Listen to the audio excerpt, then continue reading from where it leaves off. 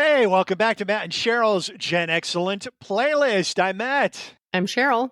And we are moving on from the year 1978, but we're not beginning 1979 just yet because we want to honor one of the quintessential bands of the 1970s and give them an episode all their own.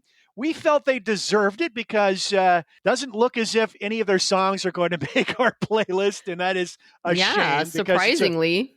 A brilliant group, and their best work was done in the decade of the 1970s. The majority of their catalog in their initial run came out in the decade of the 70s, 72 to 77, and then their last LP, they certainly worked on for a couple of years in the 70s, didn't come out until late 1980. The band is Steely Dan.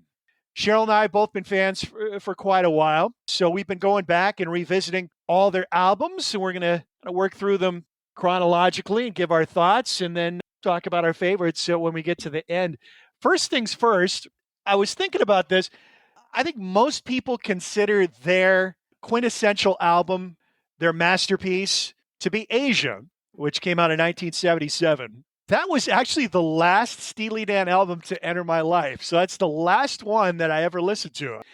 So I was thinking, I'm going through the Steely Dan catalog in a most unconventional way, but then I thought about it again. And in fact, it's the opposite. I've gone through the Steely Dan catalog in the most conventional way. I've come across all these albums chronologically, I think. Not purposefully. Oh, like unintentionally you did? Yeah, not purposefully.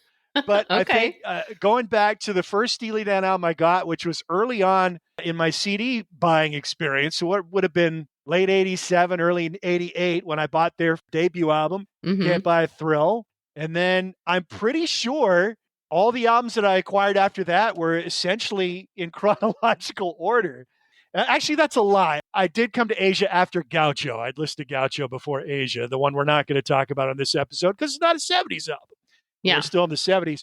I'm surprised you hadn't listened to Asia and you listened to Gaucho. It's just the order in which I came upon this stuff. I have methods about the way I acquire music and buy music, and maybe Asia isn't as readily available in the used thrift kind of market because people don't get rid of it. Yep. Well, now I'm a CD buyer first and foremost. I do have a few Steely Dan vinyl records. So with Steely Dan's catalog on compact disc, since they were known as an audiophile band for good reason, their catalog was released on CD fairly early on in the whole process, 87. I think by 1987, their whole catalog to that point was available on compact disc, which means if you are a geek collector of compact discs like I am, you probably realize that their whole catalog was available on foreign pressings because CDs were not pressed in the United States until a few years after they came to market. The first CDs were available for purchase in late 1982. The first American pressing plant of compact disc didn't come online until 1985. That was the Digital Audio Disc Corporation plant in Indiana. In 1987, a lot of record labels were still shipping this stuff off to foreign pressing plants really until late in the year 1987. And then by 88, pretty much everything for the U.S. market was being pressed in the United States. The long and short of it is I seek out the earliest pressings for collectible value. And the last one I was able to come across was Asia. There's still a couple of these I don't have on foreign pressings. But the first Steely Dan CD I bought was that first album. And I bought it early enough that it was a Japan press. Can't Buy a Thrill with this lovely garish album cover that members of the band hate. Yeah, it is pretty ugly. Steely Dan, not known for their great album covers. No. Let's just put it that. None of these album covers is going to win any awards. The most artistic one is probably Asia. Yeah, I think that's the best one. But it's still kind of ugly. It's very dated, I should say. Yeah. It looks more 80s, really. Yeah, I wouldn't say it's ugly, but it's nothing special. Some of these are just bad. Yes. The one that cracks me up, now I got it right away, is the Katy Lied cover. I mean, this baffles a lot of people for some reason. It's a Katydid, right? It's a Katydid. We don't really have those here. I mean, that album looks like it could be like The Secret Life of Plants or something, you know? Have you ever listened? People might look at it and be like, wait a minute, are they going kind of what Stevie Wonder did? Have you ever listened to that album, by the way? Secret Life of Plants? No. Yeah, I haven't gotten to that yet. I've got the vinyl. I haven't listened to it. Stevie Wonder's music certainly went hand in hand with Steely Dan, kind of coming from the same place in the 1970s with high level of musicianship and R&B and jazz roots to it. So Steely Dan is best known, I think, for their combination of jazz and rock, bringing a jazz sensibility to rock and roll. They're also known for their studio perfectionism. It actually started out as a real band. It was a 5-piece band for the first 3 albums, although they did use session players in the studio, at least to a certain extent, from the get-go, from the first album on. But after the 3rd album, they stopped touring and they basically ditched the band concept. And for the rest of Steely Dan's lifespan, it became essentially the work of 2 guys, which it always was. The songs were all written by the same 2 guys. It's a collaboration between a couple of East Coast dudes relocated to Los Angeles, Donald Fagen and Walter Becker. New York guys, New York area guys. Becker, the younger of the 2, grew up primarily in Queens. Donald Fagen is from Passaic, New Jersey. And they met at college at Bard College, which is located in Annandale-on-Hudson, New York, which is easy driving distance to the city, a short commute up north of Manhattan. Now, if you don't know anything about Bard College, it's a liberal arts college, right? It's a private liberal arts school, fairly exclusive. In the Northwest, the equivalent to Bard would be Reed College here in Portland. Very liberal, but it's a lot of wealthy families sending their kids here. And they were in college in the height of the 60s. They met one another in 67. They immediately hit it off because they had the same interests. Both took a strong interest in jazz music as young kids. I think they were into the rock and roll from the early stages, 55, 56, when it was more R&B based. But once the original pioneers of rock started going by the wayside, Chuck Berry's in jail, Little Richard giving up the rock and roll lifestyle for God, Jerry Lee Lewis has his scandal with marrying his cousin, Elvis joins the army, Buddy Holly died. Rock and roll changed. It got a little more tame. It got watered down. It was a lot of white artists covering R&B songs originally recorded by black artists in not nearly as exciting versions. And I think both Becker and Fagen lost interest in rock and roll and at the same time got deeply interested in the jazz music of the time. Of course, at the time rock and roll was getting more boring. Jazz music was peaking. 1959 really might be the watershed year of great classic jazz music. And they were just absolutely steeped in this stuff. They were listening to the same radio shows coming out of New York and both became self-described jazz snobs. They looked down their nose at a lot of pop music and really didn't embrace pop and rock music again until the British Invasion Band started getting more experimental and bringing in a lot more elements to the music that made it more interesting to them. But their sense of harmony was coming from the jazz school, and they wanted to write songs that had more of an element of sophistication to it, jazz harmonics, R&B based still with a strong rhythm to it. And then lyrically, both these guys were whip smart, and they're always the smartest guys in the room. They both had caustic, cynical senses, very dark senses of humor. They were basically into a lot of the same stuff. The beat writers of the late 50s, the more, I guess they call it the black humor school of novelists like Joseph Heller and Kurt Vonnegut. Challenging stuff, counterculture stuff, but more coming out of the beatnik beat school than the hippie era that they happened to be in. I don't think they felt a lot of kinship with the peace and love generation, let's say, although they certainly embraced the drug culture to the hilt, no doubt about that. So that kind of informed their sensibility. Fagen came from a musical family. His mother had been a singer in the Catskills, which is kind of the Jewish holiday resort circuit on the East Coast. And as a young lady, was a professional singer, but got out of that pretty early on. But still, he heard a lot of music around the house, her singing. And a lot of that would have been like Broadway-type music, which is very much more sophisticated melodically and harmonically than a lot of pop music is. And then, of course, the jazz. Both of them got hooked on jazz. Both of them appreciated Chicago blues and soul and R&B music. Mainly music by black artists is what interested him. And the way they met, he heard Walter Becker playing in a rehearsal room at Bard College, and he's playing blues guitar, and he was struck by how good it was. He said he sounded authentic. It sounded like a black guy playing. So I got introduced myself. And Fagen had already been messing around with pickup bands in college, and they hit it off immediately. And before you know it, they're riding together and plotting world domination. But they really didn't know how to go about getting into a career in music. They wanted to be songwriters. They didn't really have an interest in performing so much. And one of the bands that Donald Fagen had at Bard included one Chevy Chase on drums. And that'll give you an idea of the caliber of students at Bard College. Chevy Chase, if you don't know, came from extremely privileged family background. I think his mother was in the Vanderbilt family and grew up very, very wealthy.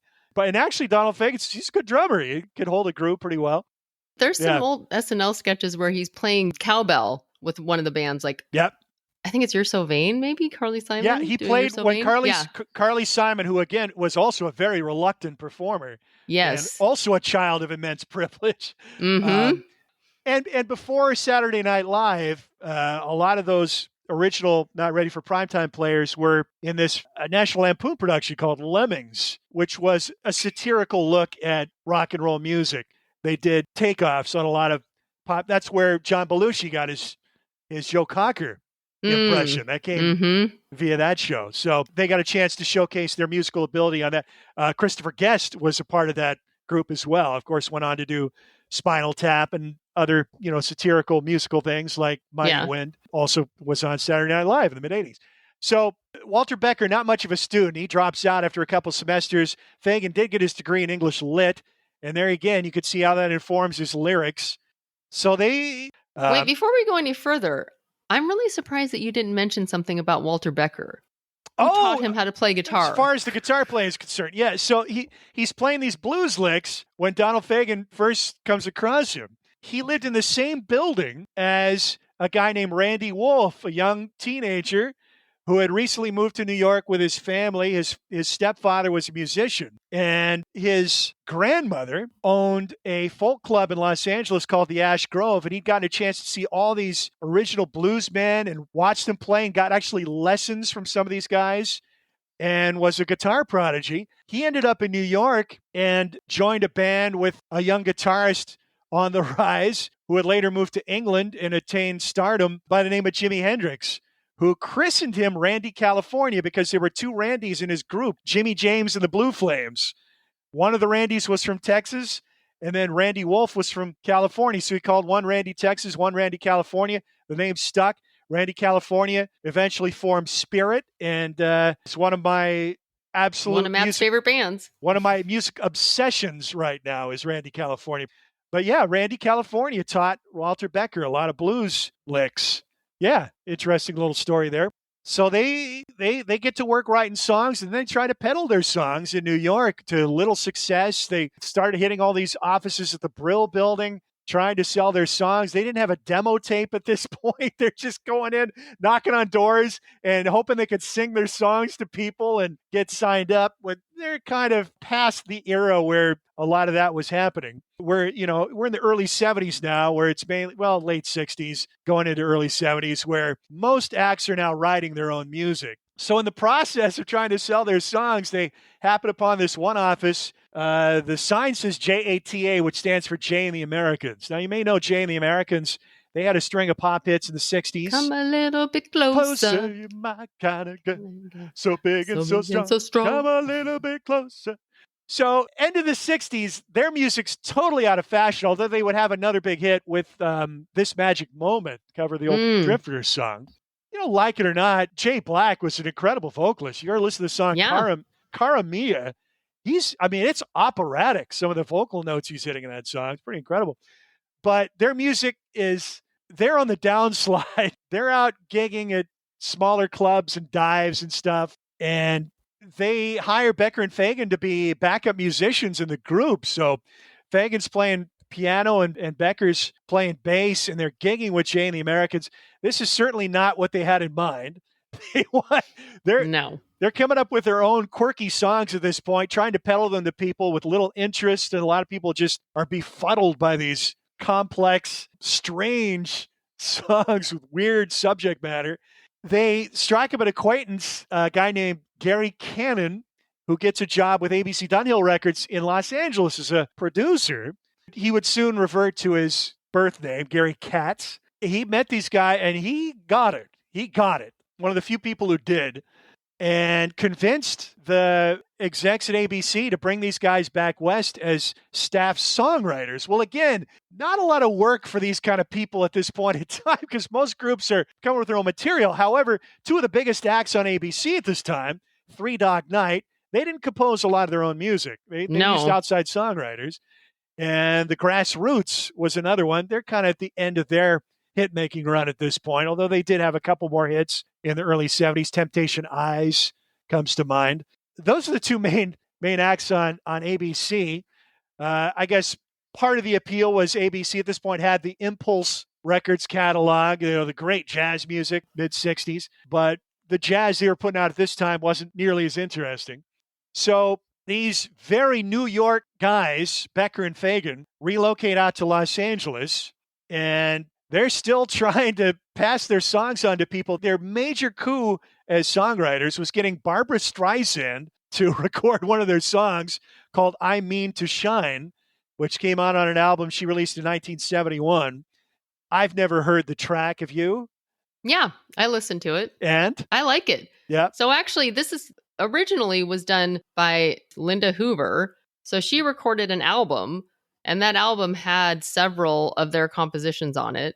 And that was one of them. It was recorded in 71. Oh, no, it was actually recorded in 70, but it was never released because of some issue with the label, and it was shelved. And it just came out for the first time in 2022. Yeah. And you listened to that record, right? Yeah. I Mean to Shine is a good song. I like it. And I actually prefer Barbara's version, honestly, because Linda Hoover's voice is that sort of like really pretty, kind of folky sort of sounding, but a little bit too pretty for my taste. Like, I'm just not really a fan of that kind of vocal style. Kind of getting back to the dated style of folk singing, like what we talked about. Yes. We talked about in one of our first episodes, Lori Lieberman's version of it's Killing Me a Softly. lot like that. Yeah. So that style of singing was kind of unfashionable at this point. We're now in the era of the confessional singer-songwriter, and it's a little more plain-spoken delivery, less flowery singing. Yes. Yeah. So that was disappointing for them to get a bunch of their songs recorded on an album that it never came out. The Barbra Streisand record, that's a major coup to have somebody of that caliber record one of your songs. But I think they'd come to the realization that these songs are just too quirky for other artists to record. We're going to have to do it ourselves if we have any hope of getting these songs out to the public. So they kind of schemed under the guise of being staff songwriters. They started assembling a band. They'd already made contacts with these East Coast guys. Two guitarists, Denny Diaz, who's this bear-like big dude with a huge beard, looks like a bouncer, but kind of gentle soul. Hell of a player, really in a jazz style. They'd already struck up a relationship with him before they moved back west. They'd answered an ad that he put in a music paper looking for musicians. Said, bassist, keyboardist, jazz chops needed. No assholes need apply. And they responded to his ad. He already had a band at this point called Demian, Demian, named after a Herman Hesse novel. So they started collaborating with Denny and his band. Next thing you know, they're kind of taking over his band. A couple of people get kicked out of the band. They did record some demos and stuff, which would get released down the line, much to their chagrin. But nothing else. Well, and before that, too, they recorded a soundtrack. Right. The guy who had signed them up to JATA, Jay and the Americans, Kenny Vance, had them record the music for a movie that was being made by a friend of his called You Gotta Walk It Like You Talk It or You Lose That Beat. Richard Pryor is in the movie. There's a few names in this movie. Yeah. It's one of these period movies that's just been lost in the mists of time. I couldn't find any trace of it. I couldn't find any clips, nothing. But I did find the soundtrack. It's uneventful. A lot of the songs are instrumental. There's like 4 songs, I think, that do have vocals. And I think that Walter Becker is singing. It's not Donald Fagen. So it's not really that familiar as far as it doesn't sound like Steely Dan necessarily. Yeah, both were reluctant performers. Fagen in particular was not a fan of his own voice, didn't feel comfortable singing in front of a live audience, didn't feel like his vocals were up to snuff, which is sad because he's, again, this is my mantra during this whole run of episodes when it comes to vocals, voices of distinction. It's a voice you recognize instantly when you hear Yeah. it. But even as they're gathering the musicians together and starting to record what would be their first album, he doesn't want to be the frontman. He doesn't want to be the lead vocalist. They'd actually gotten halfway through recording that first album. They brought in another singer, a guy named Dave Palmer, who only ended up singing on 2 songs on the record. One of them is one of my favorite Steely Dan songs. Me too. And I'm surprised to find it is one of the most popular Steely Dan songs on Spotify. I had no idea this song was that popular. They haven't put it on all of their compilations because it's not a Fagen vocal. Musically, it's unlike what most people think of Steely Dan's music. It's a lot more. It's one of those songs from the 70s that people know, and probably lots of people have no clue it's Steely Dan. Right. It sounds like something that should have been a big hit. In fact, if you ask me, about 8 of the 10 songs on that first album could have easily been released as singles. They're that melodic and catchy. But this... 3 of the top 5 streamed songs on Spotify are from that album. All right, the top 3. Number one is... Number 1 is Reelin' in the Years. Reelin' in the Years. Number 2 is Do It Again. And 3 is Dirty Work. See, that shocked me when I heard Dirty Work was number 3. Not because I don't think it's one of their best songs. I do. But it's very atypical of a lot of their music. I should also mention, before they put the album out, they released a non-LP single called Dallas, which they've gone to great pains to bury ever since. It has never been on any of their compilations, their official compilations. It's never been on any CD of their music. It's not a bad song, but again, it's not indicative of what most of their music is about. Again, it's not Fagen singing. It's the drummer, in fact, Jim Hodder, who does sing on one track on the album. I like his voice. I do too. Well, have you heard Poco's version of Dallas? No. So they recorded the song too in 75, I believe. And it's really good. Okay. And it sounds like a Poco song. It sounds like it should be their song, really. It's a country rock song. It sounds, I mean, the Eagles put out their first record around the same time. And it sounds like the kind of music that they were putting across with more folk and country influenced, pretty mellow, but tuneful. But I think wisely, it didn't hit right away. And then they realized it really wasn't a good indicator of what their music was going to be. And certainly what they felt their music. They had a grand plan. They eased into their recording career. The first album they knew wasn't going to be as challenging as some of the music they really wanted to record. So they kind of dialed down the jazz influences, although it's still very sophisticated music. There's definitely a Latin jazz feel to some of the songs, Do It Again. Do It Again. But it still feels like it fits in the time. And that's where a lot of the songs, like Dirty Work, it has the vibe that it is of what popular music was at that time. Yeah. I don't think they had any inkling that they'd be popular right away, but they were. I mean, the first single, no, but Do It Again was a big hit. That was their second single and the lead track on the album. And that's one of my favorite Steely Dan songs. Always has been. Always such a cool groove. Oh, yeah. And great atmospheric, kind of a mambo feel. You got the Latin percussion, a great groove. An amazing guitar solo, and this would become a hallmark of Steely Dan records. If you are a guitarist or a drummer and you don't appreciate Steely Dan, then you don't really appreciate your instrument, because every one of their albums is, I think, first and foremost, a showcase for incredible solo guitar work. Secondly, the rhythm tracks are just so incredibly tight. So they let the guitar players rip on these solos. They want them to show their best stuff. But as far as the rhythm tracks are concerned, they're very persnickety about that. They want not a hair out of place in that beat. You know, they want it absolutely as tight as can be. Although later on, they would let one drummer in particular have quite a little showcase. And thank God they did too. But early on, so Jim Hodder is the drummer on the first 3 records. Well, the first 2 records. In name only on the third. He's actually just a backup singer most part on the third record, although it's still essentially a band album. He's a good drummer, but there's nothing too flashy about him. Pretty much holds the beat, pretty straight ahead. But Do It Again, just an incredible song. You've got the guitar solo by Dennis Diaz on, I believe it's a choral electric sitar. Which gives it a really cool feel and sound that's so unique, too. And in a run of albums where they have scintillating guitar solos throughout all their records, I would rank that one up there with the best of them. I think it is as good as anything else. The live performance on Midnight Special, the guitar solo is sublime. When he's playing it, he has his eyes closed. Yeah. And I mean, I'm not a guitarist, so I don't know, but it seems like it would be tough to do that. I mean, and it's complicated. You know, it's not like he's just strumming away. The keyboard solo is great, too. It's Fagen using a cheap classic Yamaha organ, but it's got a pitch slide device on it, and he's masterfully using that. And this is where the jazz player comes in, a lot of dissonant notes in that solo, but just they create an incredible atmosphere on that song.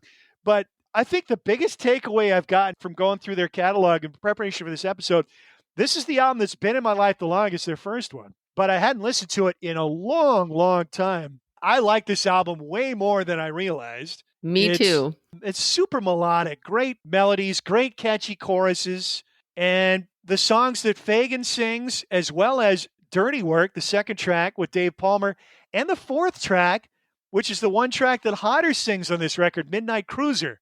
Just a great pop song. Yeah. Super catchy. And his vocals are great, too. Yeah. That one has a real laid-back 70s feel. Like, that song particularly really feels like a song of the time. Yeah. But a song that could have been a hit. I have actually had this album longer than any other Steely Dan, too. I had it on vinyl in the 80s. I bought it because I wanted the hits, and I really hadn't gone back and listened to the whole album in a long time. It is a great album. Yes. It's so good. Yeah. Start to finish. It's there's not a weak track on here. If I were to select the weakest track, I would probably say Change of the Guard, just because it just seems lyrically and musically, it's way more simplistic than a lot of their catalog. It has kind of more of a 60s feel to it, like a Buffalo Springfield song kind of or something. Yeah. And it just seems out of place to me because you've got Only a Fool Would Say That, which is where that caustic, ironic, bitter humor starts to come in, where they're basically laughing at hippies. Yeah, and that one also has that bossa nova feel, and it's cool and jazzy sounding. Do It Again.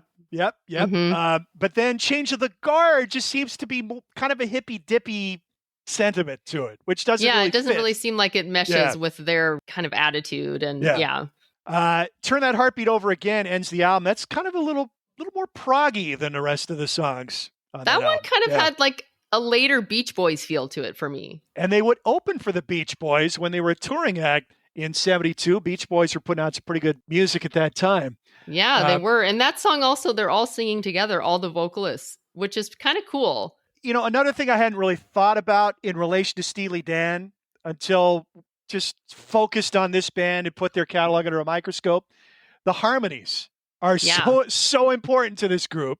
Really paramount importance. And we've talked about harmonies a lot in stuff we reviewed already, like Little River Band. I mean, basically, at the root, Little River Band is these incredible 3-part harmony.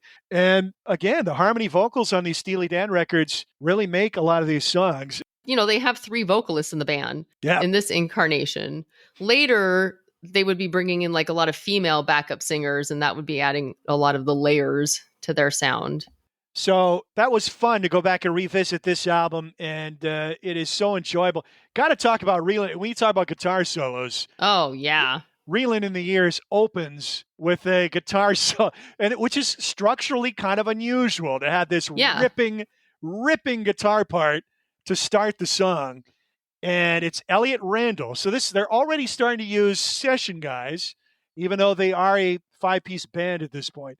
But they already have great guitarists in their band. Skunk Baxter and Danny Diaz. Right. Yeah. But Elliot Randall absolutely rips on that opening guitar solo. And none other than Jimmy Page at the time said it was his favorite guitar solo of all time. Oh, wow. Pretty high praise. So Can't Buy a Thrill is going to rank right up there for me among their best albums, as does their second record. This is their rockinest album, Countdown to Ecstasy. This is their heavier rock record. Now, there's jazz and pop in here as well, and some Latin stuff. But it starts off with, musically, what could for me be their crowning achievement. For this band, which is known for its obsession with perfectionism and take after take after take and bringing in the best studio players money could buy, having them do multiple takes and then discarding it all, bringing in another guy, taking months and months and months to get the right sounds. Well, this album leads off with basically a live cut, and it's them taking what essentially sounds like a big band blues and rocking it up, and that's Bodhisattva. Not a lot of lyrics to it. It's essentially a blues rave up, but it is absolutely scorching. Right up there with my favorite tracks of their whole career. But I like Bodhisattva. Yeah. I think it's cool, but I mean, like what you were talking about as far as what they will become later, the meticulous perfection of the studio musicians, they're not at that point quite yet. And it is a totally different vibe, but I'm gravitating more toward the more pristine recordings. So I do like this song, like I said, but I would not say it's one of my favorites by any means. They followed it up with Razor Boy, which is a lighter track. Again, a little Latin feel to it, some vibes on there. Yeah, that's a cool song. Yeah. I like that one. And then side one ends with a great double whammy, the Boston Rag, which is one of their straight hard rock songs, really one of the few they did. It's definitely heavier. And then it's pretty epic, really. Your Gold Teeth, which is just a killer groove. Love that song. Killer groove. Such a cool laid back groove to it. Yeah. And the keyboard counterpoint to the groove is at the beginning. It's just I'm getting chills just thinking about it. Then you get to side two, Showbiz Kids. You bring in another session guitarist here, Rick Derringer, who was in the Edgar Winter group. And of course, Rock and Roll Hoochie Coo. Big hit. Actually, he'd been with Johnny Winter, and he played with Johnny and Edgar Winter. Johnny Winter first recorded Rock and Roll Hoochie Coo with Rick Derringer, and then he had his big hit with it solo. He's playing the slide guitar on Showbiz Kids. This was the first single from the album. Wasn't a hit, nor was the follow-up single, My Old School. My Old School, considered one of the quintessential Steely Dan tracks on all their compilations. Yeah. Showbiz Kids, really, here comes that caustic, bitter, ironic lyric. I love this song. Taking down Hollywood scenesters and their spawn. They got their Steely Dan t-shirts. Yep. And there's the F word in there, which was pretty unusual. They don't give a about anyone else. And one of my favorite bands sampled that in one of their classic tracks called The Man Don't Give a F. In fact, when they recorded that song, it was the most uses of an F word on a recording of all time. The record was broken later on.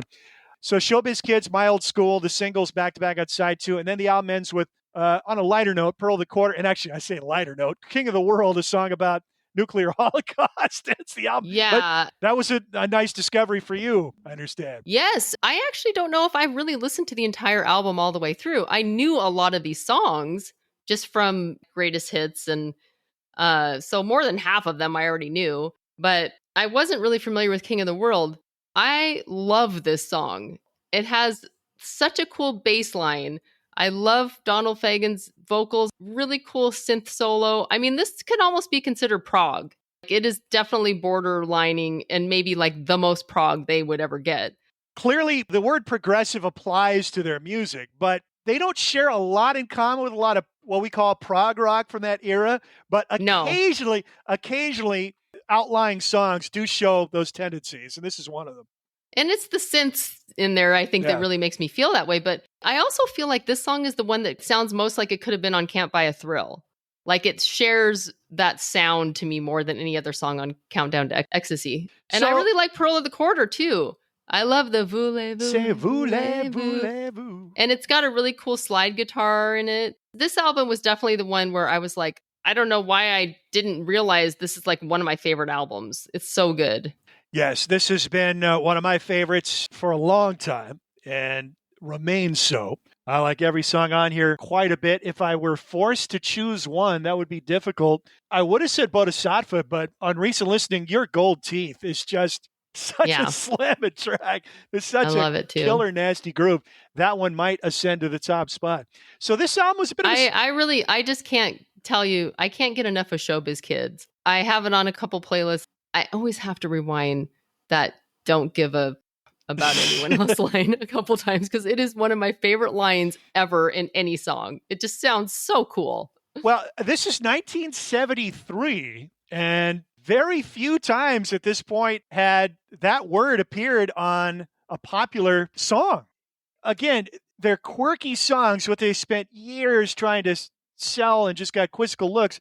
Then they have a hit album right out of the gate, but this was a bit of a step back. So neither single made the top 50. The album didn't chart as high. They're still a band at this point, but not for much longer. So they've been touring as an opening act. You know, Becker and Fagen were never comfortable as touring musicians. They hated the lifestyle. They didn't like a lot of the bands they had to open for. And one of the bands they opened for was Black Oak, Arkansas. Kind of a forgotten band at this point, but they were big in the early 70s. They were these just party-hardy, redneck, southern, long-haired guys, usually playing with their shirts off. Their crowd would get totally blasted, and I guess that was probably the nadir of their experiences in opening up. But they opened for the Kinks. They opened for the Beach Boys. Joe Walsh was on ABC Records at the same time, so they played with Barnes. That would be a hell of a show. Barnstorm and Steely Dan. You know, at this point, too, they had already dropped David Palmer on the second album. He only actually sang a couple songs on the first album, but he was really brought in to do the live vocals because Donald Fagen had stage fright, basically. And that's crazy to me to go back and watch their TV appearances on In Concert, Don Kirshner's show, and Midnight Special, and see Dave Palmer singing "Do It Again." Because Fagen's vocals are so great on that song. I know. They're so great. And David Palmer's vocals are great on Dirty Work. Yeah. But I do not like his vocals on Do It Again at all. No. But they came back with a vengeance with their first single from their third record. Their biggest hit, that's Ricky Don't Lose That Number. Now, if you are a jazz fan, and I am a jazz fan, you'll recognize the motif that starts that song. It's lifted wholesale from a song called Song of My Father by Horace Silver, who was a jazz bop pianist. Horace Silver, one of the earliest guys to use the word funk and funky describing music.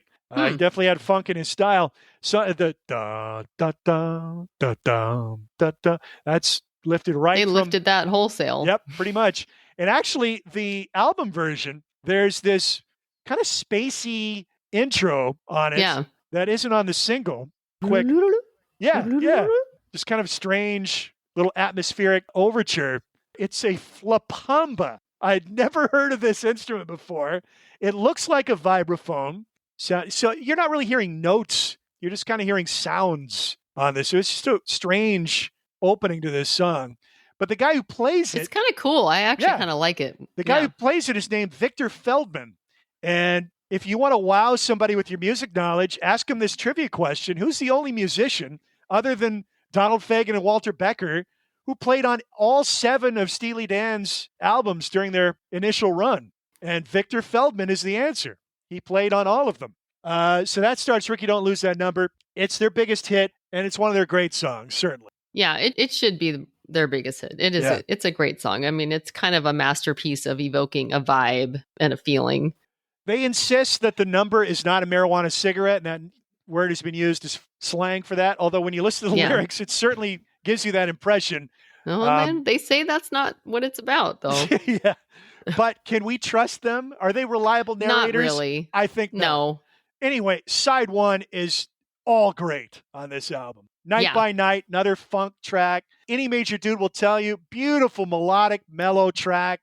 Love it. Super laid back. Any Major Dude has one of my most favorite understated guitar riffs. I love the guitar riff in that song, and it's got this really like the opening riff, and it goes throughout the song too. Yeah, it's but beautiful. It starts with it too. Yeah, I love it. And Wilco did a cover of this song too. Yeah, Wilco, their musical wheelhouse is early 70s rock and roll. Just the rootsier kind of stuff. They're all over it. Any Major Dude, right up there with among my favorite Steely Dan tracks. Berrytown, it's an older song. It had been kicking around since before they had their record deal. Catchy, poppy. And then the last track on side 1, East St. Louis Toodaloo, which is a straight cover of an old Duke Ellington number from 1927. And they're replicating the muted trumpet sound. Bubba Miley was the trumpet player on the original record. Troubled guy, alcoholic, died young. I think died in 32. One of the few musicians that Ellington personally kicked out of his band. but they replicate that muted trumpet sound, that wop, wop, wop, wop, wop, wop, wop. It's done using a plunger. If you ever watch jazz musicians getting that sound, it looks like a toilet plunger that they're putting over the horn of the instrument. And that's, the wah-wah pedal for a guitar is replicating the sound of a trumpet using that plunger. I believe it's Jeff Baxter playing on the song, although allegedly Walter Becker had been messing around with this for years before they recorded it, doing that wah-wah bit. But I think Skunk Baxter actually played it on the record. This is where their jazz influence really starts to get pushed more to the fore. So a straight cover of Duke Ellington, and then Parker's Band, which is a tribute to, of course, Charlie Parker, leading off the second side. You got a short track called Through with Buzz. Then Pretzel Logic, which is a pretty straight blues number. Now, this is the last album with the group as a group, a 5-piece group, but the drummer on this album, for the most part, is Jim Gordon, who's my favorite session drummer of all time. And then a young guy named Jeff Porcaro plays on here too, I think on Pretzel Logic. I think they both play on that track. Jeff Porcaro, I think he's still a teenager at this point. Of course, he'd go on to be a critical member of Poco not Poco, of Toto. Toto, not Poco. That other rhymes with Poco, Toto. I guess a little bit. And then a major session drummer. Pretzel Logic actually is a really cool song. I like that song a lot. Yeah, it's a good one. It's kind of the epitome of that Steely Dan laid back sound. It's a really good example of that, I think. One thing I think about the Steely Dan records, now we're on number 3 here with Pretzel Logic, but let's go back to the first two. So Can't Buy a Thrill ends with Turn That Heartbeat Over Again. It's good, but it's lesser song on that record. King of the World, which you liked a lot. Love it. So this one ends with 3 songs, With a Gun, Charlie Freak, Monkey Ear. So it kind of tails off at the end. Katie Lied kind of tails off at the end. Royal Scam tails off at the end. Really, only one of their albums, I think, ends on a bang. And Asia. We'll get to that in a minute. Yeah. But Katie Lied, probably my least favorite of their 70s records. Starts out great with Black Friday. Again, one of their hardest rockin' songs. Yeah, it is. Then Bad Sneakers, which is, you don't love it. It's a lighter. It's a popular song. Yeah. It's always been on the greatest hits. It's never been one that I really liked. And actually, that's one of those songs that I think gives them that sort of yacht rock label. It's Michael McDonald's fault in that pre-chorus. But Michael McDonald sings on a lot of their stuff. Yeah, and I don't feel that way necessarily. But with this song, I do. So yeah, it could be that. But I just think it's one of those songs that I feel like gives them a bad name. Before they called quits on touring in summer of 74, I think they'd added Michael McDonald as a touring member, as a backing vocalist and keyboard player. And then in fact, they initially were wanting him to be the lead vocalist way back when. They'd had their eye on him for a while. So I said these albums tail off at the end. They all have amazing side ones, though. First one, certainly Countdown to Ecstasy, all bangers on side one. And I think Pretzel Logic, this is the first record that really doesn't sustain a lot of momentum throughout the first side. I think Rose Darling, it really takes a big dip for me right there. I do not like Donald Fagen's vocals on this song. And actually, right. You're right. Yeah. I hadn't noticed that until you mentioned it. I think that plagues this album is that his vocals have this weird kind of like effect to them. The way he's like over pronouncing words or something, and like really, it's just odd. And that song is particularly one that it really stands out. They also kind of wrote this album off. They were very frustrated with the technical process of getting this album released. So I think they had bad feelings about this record. There are some standout tracks. Black Friday, probably the best. Daddy Don't Live in that New York City No More, I like. Chain Lightning's got a really cool groove to it. Yeah, I like that one. But they're just... But that one's kind of... Chain Lightning to me is kind of more like background music. It's like the chorus, the verses, everything just kind of sounds the same. But I like it. But it's a weird dynamic. Like it just doesn't really change very much. And the songs that you like on this album are the ones that I probably kind of like the least. Well, I know you like songs. I know you like like on this album. Dr. You were Wu. kind of like, I like Dr. Wu. It's got a cool chorus. The chorus is what makes that song. Yeah. And actually, the Minutemen did a cover of this song on Double Nickels on the Dime, which is kind of fun. Nice reference. I like Everyone's Gone to the Movies. It's a different style for them. It's kind of a Caribbean sort of feel to it. I love Your Gold Teeth too. It's super jazzy. It has one of my favorite riffs ever in a song. This little piano, and guitar riff. I don't know. I love it. But then the last two are just not anything that interesting. Yeah, I mean, in all fairness, I've hardly listened to this record, and I've had it for a long time, but I probably didn't listen to it too much before I filed it away initially, and then never really have gone back and revisited it and listened to it once in preparation for the set. So, I mean, I probably need to live with this record more to really give it a fair shake. But yeah, the songs just don't jump out like their other albums for me. Now we have The Royal Scam. This entered my life fairly recently, not as recently as Asia, but only in the last, 5 years have I picked up on this record. A lot of people would rate this on the lower end of their catalog. I don't. I love this album. Again, side one, like it a lot. The Fez, probably the weakest track on the first side, but the first 4 tracks, Kid Charlemagne, which has the amazing Larry Carlton guitar solos on it, considered among the greatest guitar solos on a pop It's record. one of their best songs. Kid Charlemagne has been sampled a Kanye West song called Champion, where they take that whole, did you realize you're a champion in their eyes? That's the chorus in that song. And actually, speaking of sampling, a lot of Steely Dan is sampled. Most famously by De La Soul. And that was kind of a precursor to landmark legislation regarding sampling. So they sampled Peg in a song called I Know on their first album, 3 Feet High and Rising. Brilliant, brilliant record, by the way.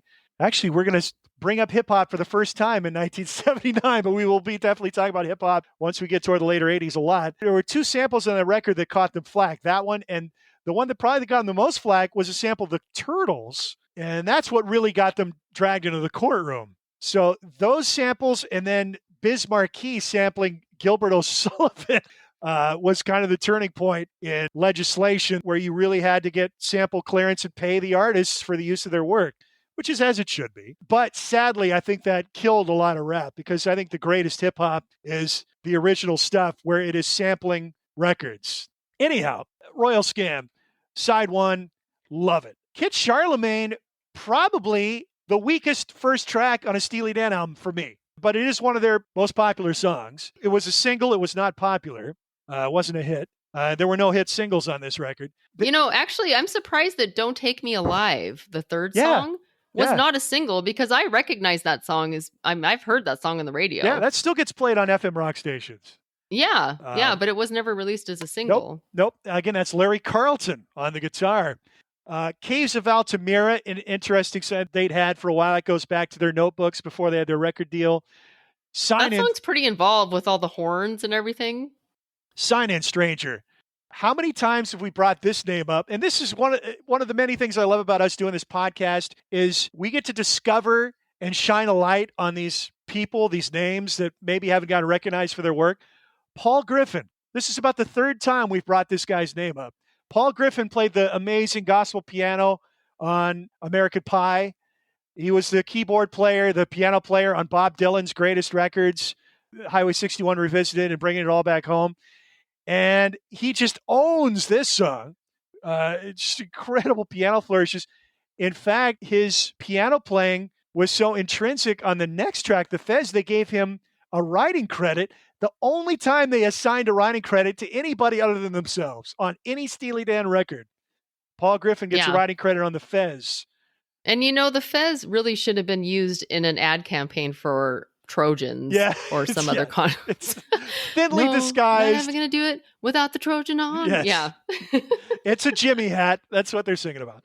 Then side 2, Bang Bang, Green Earrings and Haitian Divorce. 2 killer tracks. Green Earrings, right up there with Your Gold Teeth as far as just killer funk. And then Haitian Divorce has that great kind of Caribbean laid back reggae feel really cool, to it. Yeah. Yeah. And I like that processed guitar sound. It's very quirky. Yeah. Dean Yeah. Parks is playing that talkbox guitar on that. And then Everything You Did, I like it, but it's not as strong as the tracks preceding. And then The Royal Scam. The best thing about that song is the line about the Eagles. Yeah, that's right. Turn up the Eagles. The neighbors are listening. I think there was mutual admiration between both camps here. The Eagles Certainly their music wasn't as demanding or challenging as Steely Dan's, but they put just as much of an emphasis on studio perfection, even it maybe even more so than Steely Dan did. I think there was an appreciation both ways. And then the Royal Scam, the title track, doesn't do a lot for it. It just kind of sits there for about 6.5 minutes. I think that it's a long song. It's trying to be epic, but it's sort of boring. Yeah, it and doesn't go kinda anywhere. has like it doesn't really go anywhere. Like I feel like it has almost like a Supertramp-ish feel to it, but doesn't quite get there. Yeah, I think the last track keeps this from being a 5-star album for me, but it is a good one. Now, Asia, which is really their crowning achievement in a lot of camps. So, starting with Katie Lyde, they're now a studio group. The band no longer exists. Jeff Baxter and Michael McDonald have booked for the Doobie Brothers. You mentioned Dave Palmer, pretty much out of the groups after the first record, and Dennis Diaz no longer playing with them. Jim Hodder had moved along after they brought in session drummers for the third album. Now you got Asia. And Walter Becker really hardly playing with them either at this point. Right. With Chuck Rainey coming in. And yeah, Becker was nominally the bassist in this group, but he had a great quote. It's like, once I heard Chuck Rainey in the studio, realized there's really no point in me bringing my bass to the studio anymore. And yeah. if you want to hear a masterful bassist, I shouldn't skip to the end of the record to start, but that's what's fresh in my mind, because I had just noticed this before we started recording, that the Steely Dan albums don't end with a bang. They just don't until Asia. And Josie is the last track on this record, and what an amazing track this is. And Chuck Rainey's bass line at the beginning is unbelievable. So great. I feel like that with the beginning of this album. With Black Cow. Yeah, Black Cow. It took me a couple listens for that groove to sink in. I love that groove. Right away, this is more in a jazz vein. There's no denying that that's where this album is going to go. And the female vocalists, they used a lot of the same singers over a period of time, too. Vanetta Fields, Clyde King, Shirley Matthews, all sang on multiple Steely Dan records. So Black Cow starts with that slinky groove, and then this incredible piece of music, the title track, Asia, which I didn't really know until I started listening to this album fairly recently. I mean, within the last few months, honestly. And this song is best known for its drum solo. And our resident drummer here can't get enough of it. No, I can't. I love Steve Gadd, first of all. He's the session drummer on this track. And this album actually has been in my life the longest, aside from Can't Buy a Thrill. And this song has been one of my favorite drum songs for years, decades. I mean, really, the entire song is just impeccable. The recording. It's beautiful. And this is one of those songs that you have to listen to on headphones. Yeah. Doesn't that go without saying, though, with Steely Dan? It's like... It does. You're right. Yeah. In the 70s, if you were going to buy high-end stereo equipment and you brought music along to test out the speakers, generally, one of the most popular offerings would be Steely Dan to test out the equipment. I mean, this whole entire album has so many session musicians on it. It's kind of mind-blowing, really. And this song in particular, too. And actually, Jim Keltner, who has been on countless recordings, session guy, I'm sure you could rattle off a bunch of them. Yeah. Well, we'll start with all of the Beatles. Start there. I think he's the only he's played on all the Beatles solo albums. Isn't he the only musician to play on all 4 Beatles solo albums? Yeah, I think so. Yeah. So do we need to go much further than that? I mean, that's right. Yeah.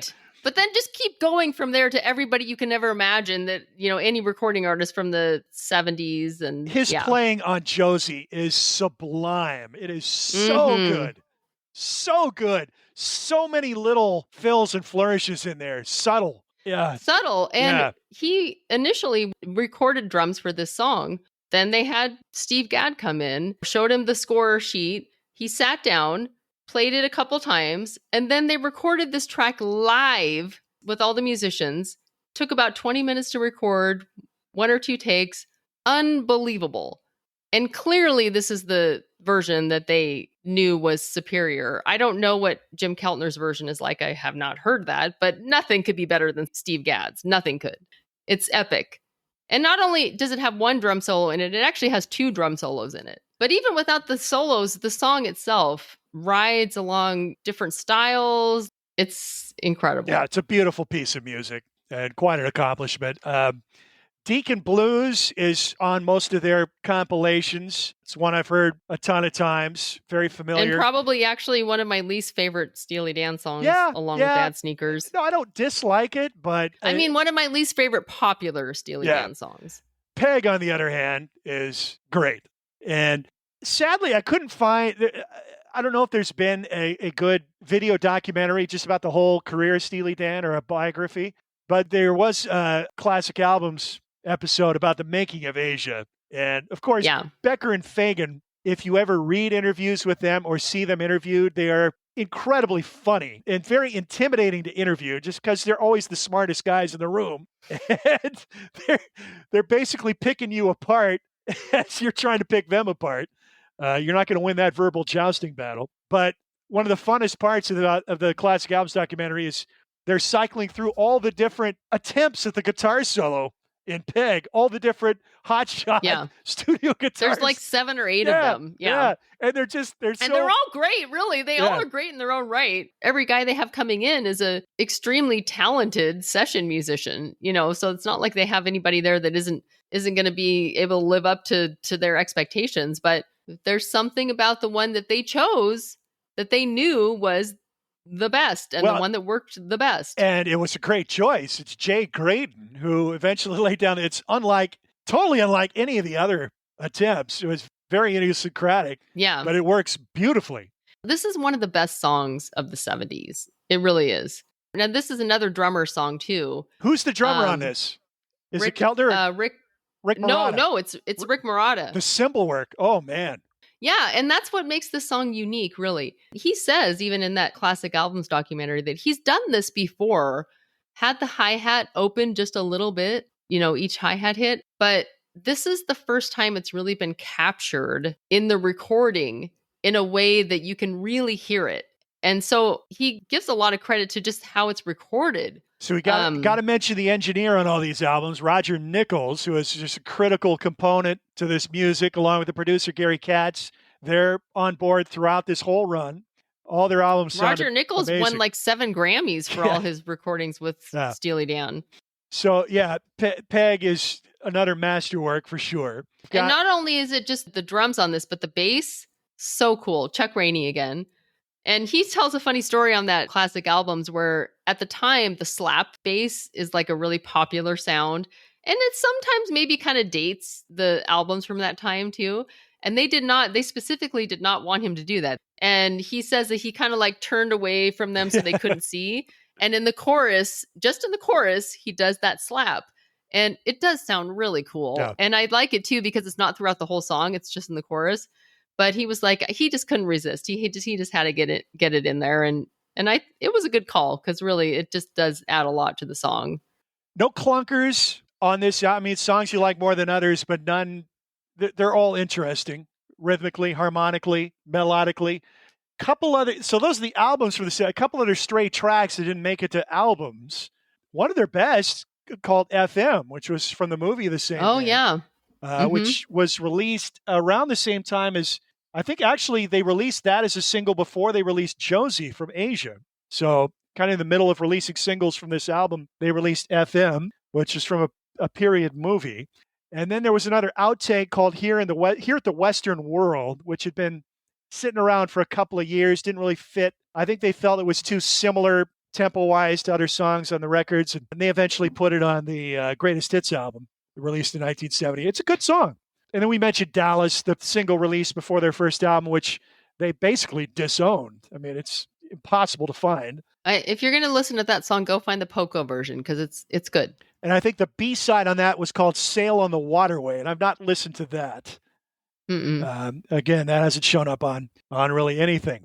And that's the 70s run for Steely Dan. Their final album wouldn't come out until late in the 80s, and they labored endlessly upon that. And both Becker and Fagen were going through some personal travails. Becker sadly had a bit of a debilitating drug habit by the end of the 70s. And before he had rock bottom, he had a girlfriend OD in his apartment. He got sued by the family, although he says it was a suicide. She was depressive.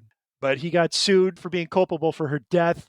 long, laborious process to put out their last album, Gaucho, which isn't as popular as their 70s stuff. Some people sing its praises.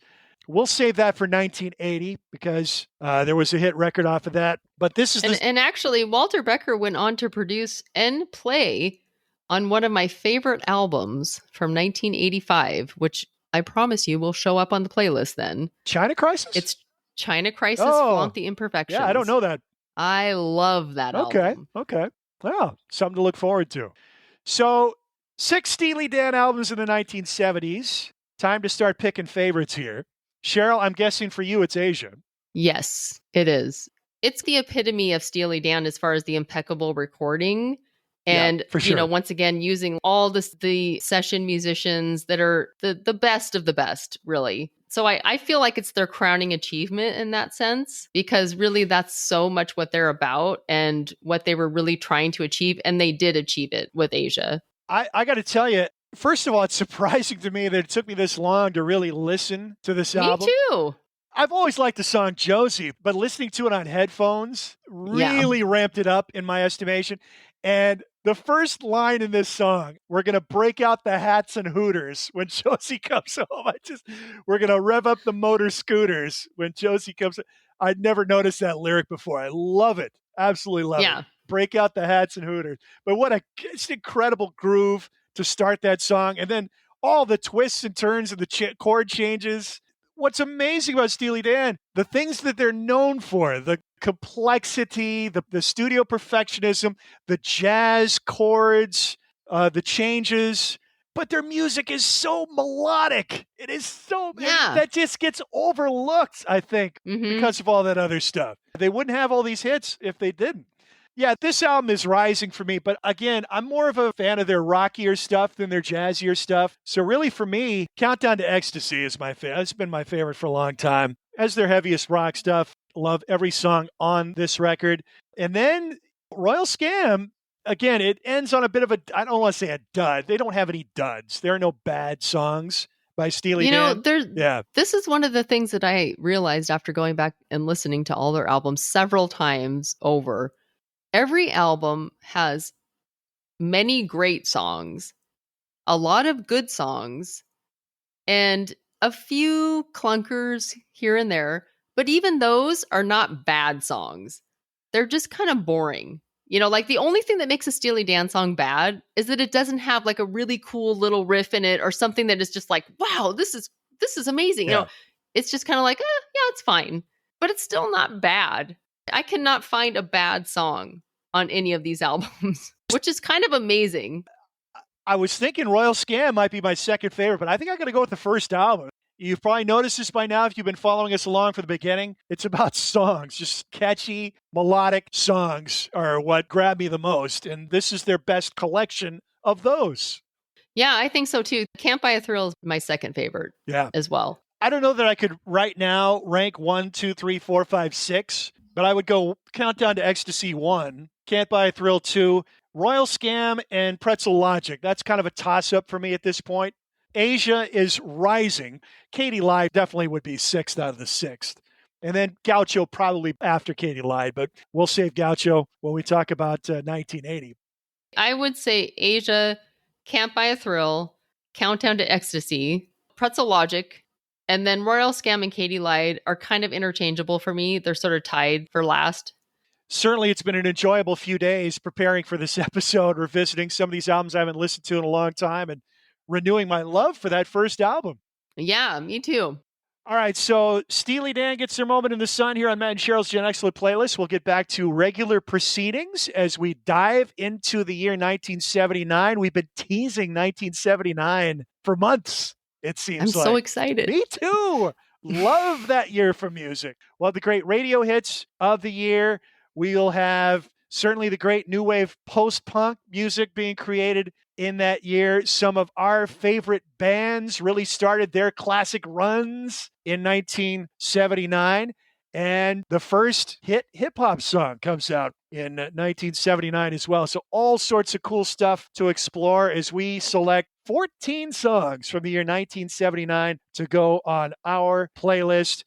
Fascinating era of music for me, 1979 to 1981. You've got the end of disco, kind of the end of the singer-songwriter era, and it's the pre-MTV era. So a couple of years before everybody has to have their face on the screen. So you had really unique music to this era, and so many classics came out then. Oh, yeah, definitely some of my favorite years coming up here. So we will start diving into that next time around. But until then, thank you for joining us for our Steely Dan special. You've been listening to Matt and Sheryl's Gen Excellent Playlist. I'm Matt. I'm Sheryl. And we'll talk to you next time, everybody. Thanks a lot.